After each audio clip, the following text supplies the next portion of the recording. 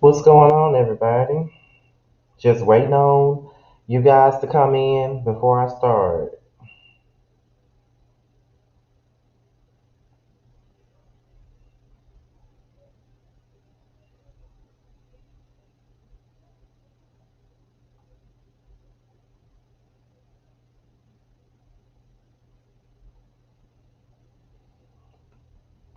Just giving you guys some time before y'all come in at this moment.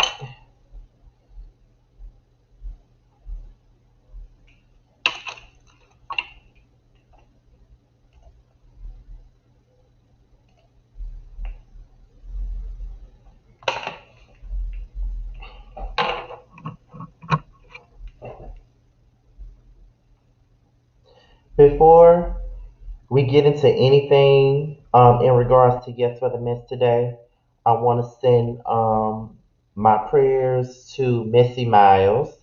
I don't know if you guys know or if you guys follow him, but in case you don't follow Missy Miles, Missy Miles was robbed at gunpoint 2 nights ago. Unfortunately, he was held at gunpoint. He posted on his Instagram, early Sunday morning, I was robbed at gunpoint. Four guys took my phone, my wallet, and my car. They drove my car with me in it to the nearest ATM, took all my money, cash app themselves, and dropped me off about 3 miles from my house. My feet were through when I made it. I ain't gonna lie, I was terrified.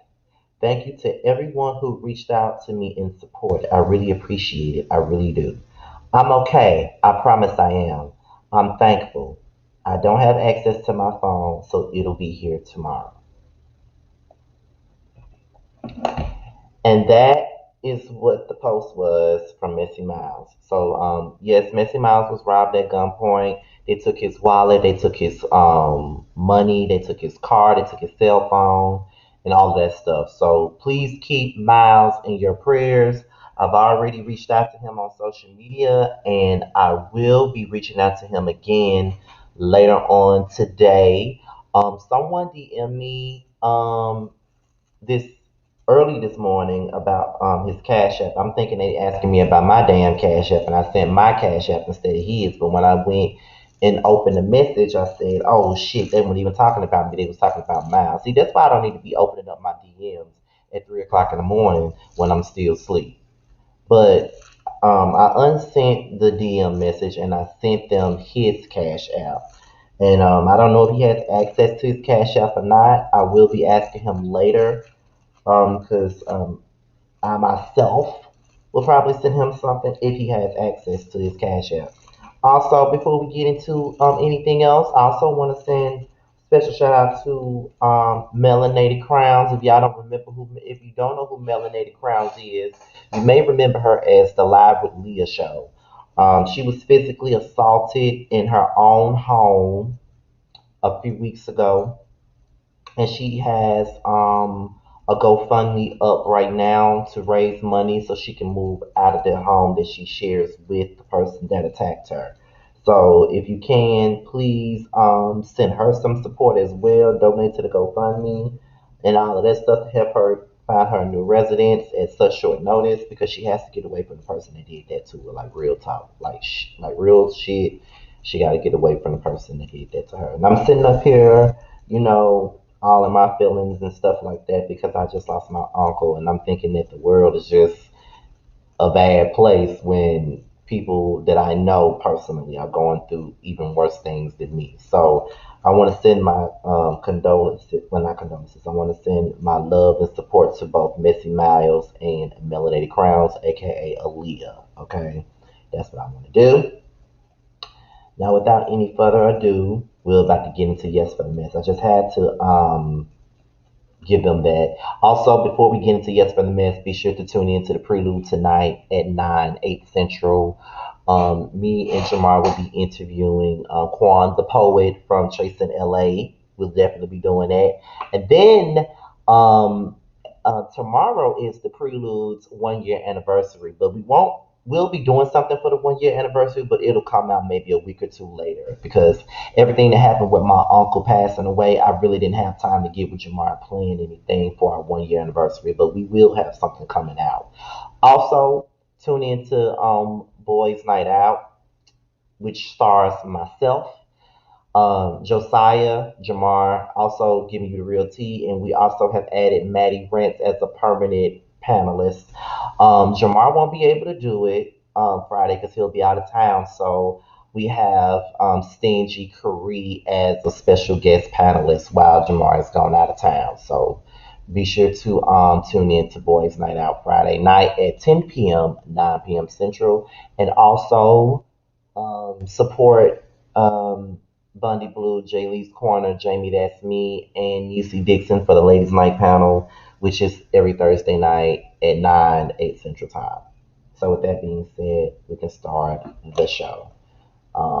Let me turn on my big light so you can see me clearly and stuff like that. Okay? Give me 1 second. Shit.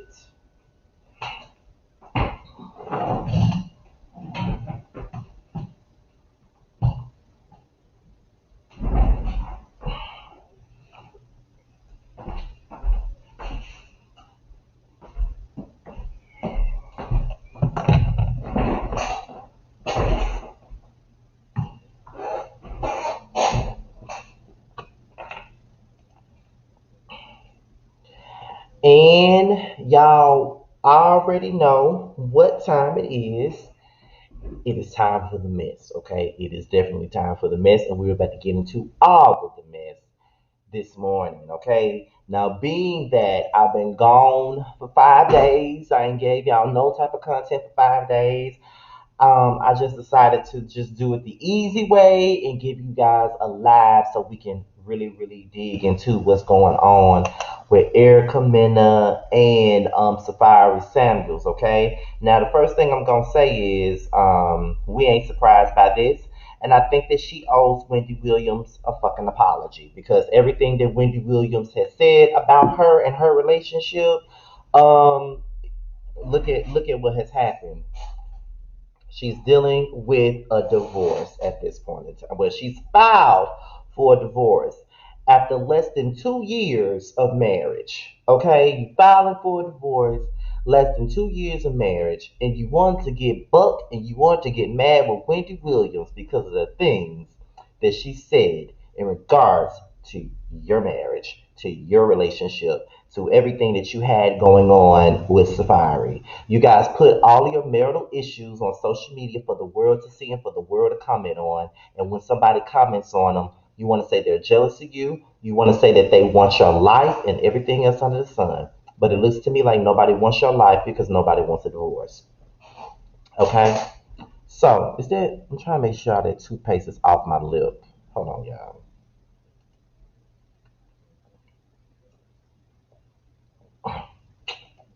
Now I'm back. I think it's all gone now. So, as you guys already know, even though this is a live video, even though this is live, and I'm talking about Yes for Mess and it's live, I'm still going to do it the way that I normally do it, okay? So, with that being said, as you guys already know, I have an article here from the Jasmine brand. You guys already know that I'm going to read you guys the article, give my opinion, and let you guys leave your opinion in the chat, or if you're watching the replay, let you leave your opinion below in the comment section, okay? So let's get into the article from the Jasmine brand, okay? And the article reads, Erica Mena and Safaree Samuels are going their separate ways. Erica Mena filed for divorce in Georgia's Fayette County Superior Court on Friday, May the 21st, according to TMZ. She is said to have requested physical custody of their daughter, Safaree, who is 1 year old, but is open to sharing joint legal custody with her now estranged husband. The two tied the knot on October 2019 and have showcased their roller coaster marriage ever since then. Most recently, they announced that they are expecting their second child together. Erica Mena said in her Instagram announcement that has since been deleted, marriage is not easy at all, but having a family of your own makes up for it all. God, I thank you for the protection and all the consistent blessings. I've been through way too much to not be as grateful as I truly am. While she has now filed for divorce, she previously called out negative commenters surrounding her and Safaree Samuel's marriage and their new pregnancy. She said in a video, there's been mistakes made immaturely, but a marriage is a marriage, and unfortunately, there's been mishaps. In any marriage, shit happens. When you're in the public eye, I think me and my husband have both realized, that things should be kept in. 9 times out of 10, it's people who sleep on mattresses that are on the floor that have this full on view on what's supposed to be right. Half of you guys cannot keep a man, let alone get married. Vice versa for the men. How dare you? Safaree Samuels also hinted at issues between them earlier this year when he said getting married was his biggest mistake. I mean this from the bottom of my heart that getting married was one of my biggest mistakes and it will never happen again. I'm walking away before I end up in jail over some dumb shit. Nobody is worth my freedom. Still, many fans thought that they were working things out. What fans? What fans? What fans thought that they were working it out? Because as far as I know and as far as I'm concerned, everybody knew that they weren't working out anything. Everybody already knew that at the end of it all, they wasn't finna do nothing. They wasn't finna do anything. Either they were gonna stay together, deal with the BS, or they were gonna break up eventually. And with everything that surrounds Erica Mena, I just feel like Erica Mena and Safari, like everything is all about an image, all about a business deal and everything else. And with Love and Hip Hop filming, and I know that they're on Love and Hip Hop Atlanta this season. We don't know why the fuck they're on there, but they are. With everything going on with that, I wouldn't be surprised if they made this a storyline. I wouldn't be surprised. And I honestly feel like Erica and Safari hopped into this relationship thinking that they were going to get somewhere in regards to this relationship. And they were not. They hopped in it, they got married, they had a baby, and now they having baby number two. And you would think that with Erica, with everything that she has gone through in her past relationships, she would know what she's doing. Like, honestly, and I'm not here being self righteous or anything like that. I'm speaking from my own damn experiences. With all the shit that I've experienced with men and all of that other stuff, like, I refuse. If I see somebody doing something that's really fucked up and I see a red flag, off the rip, I'm leaving. Because if they show one red flag, they're going to show a host of other red flags. And that's just being 100% honest about it. Like real talk. You would think that with everything that she has gone through, with abusive ass relationships, wasn't she saying that her baby daddy was abusive? Did she say that Bow Wow put his hands on her only for her to turn around and put her hands on Stan Santana on national television? Erica is a wounded soul to me, and I think that she really do needs some help. She needs to seek a therapist, and she needs to see why she winds up in all of these toxic ass relationships. But I'm not just gonna point the finger at Erica. I'm also gonna point the finger at Safari because he dates all of these women that are alpha women, and he's a beta male, and he allows them to run him over. He allows them to treat him any kind of way, and on top of that, he lets them run him.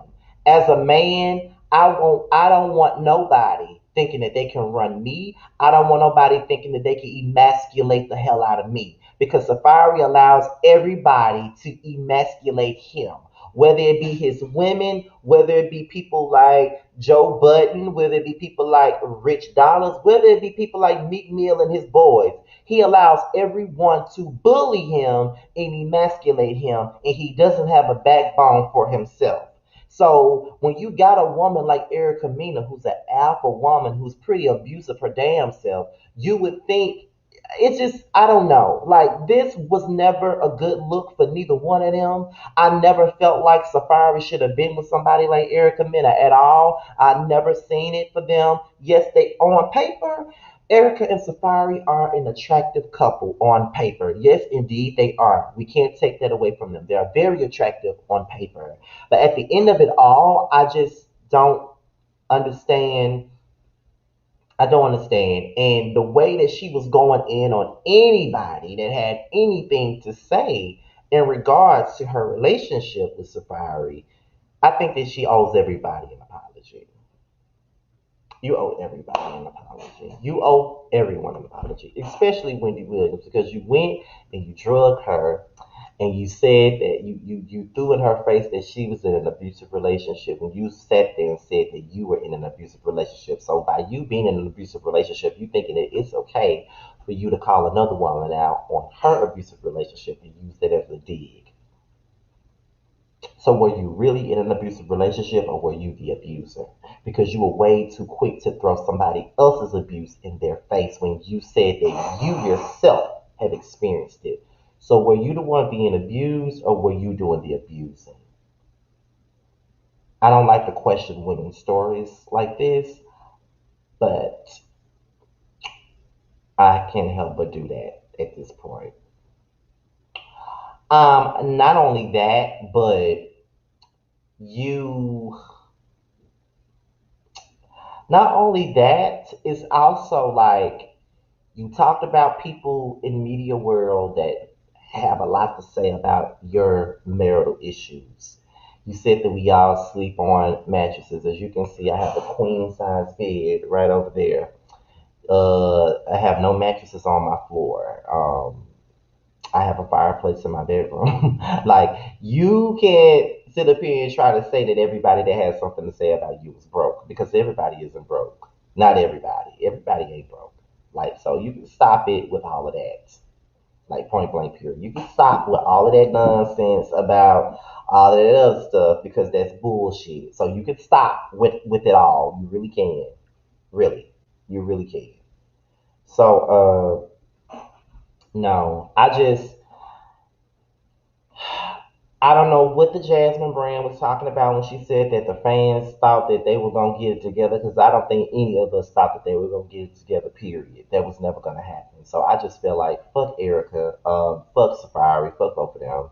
Like they're both childish and they're immature, emotional beings, and they're never gonna grow up. Period. They're never gonna grow up, and that's just that on that. They ain't growing up. Because if they and then they got two kids.